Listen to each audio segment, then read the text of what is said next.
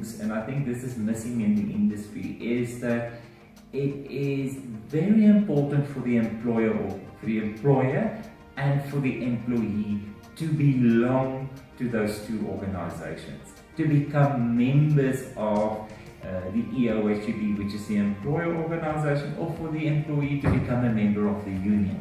The most important benefit that you have is you have a say.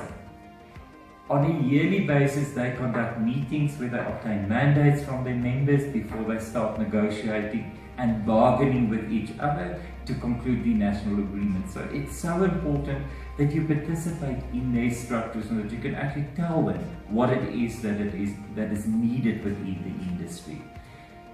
What I find a lot is that the industry thinks that the bargaining council makes those rules.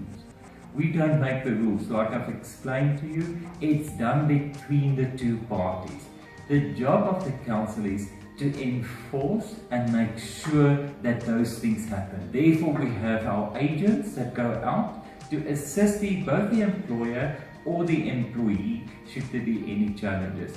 The council agent is out there to make sure and assist and see that whatever is in the agreement or the government gazette, like I've alluded to, that happens. If it is not the case, we will assist the employer or employee to get to a situation where you conform and where you comply with those things. Registration of salons, that's one of the very important things, is to ensure that those salons that are operating within the industry are actually registered. Therefore, also my previous video on the rented chairs, all rented chairs have to register with the council. So whether you have an employee or not, that's one side of the agreement, or where you operate on your own, you must register. And the reason for that is the parties decided that they want it that way so that we can ensure that there's a certain standard in the industry. Then, one of the other functions of the council is to prevent and resolve labour disputes. Now, the National Council plays a pivotal role in assisting the industry to prevent and resolve disputes. We act as the facilitator when disputes arise between the parties to the council and between employer and employee relationships in the industry. It's important to note that council doesn't make those outcomes in terms of, let's take an example, the employee claims that they've been unfairly dismissed. They have to refer that matter through to the bargaining council.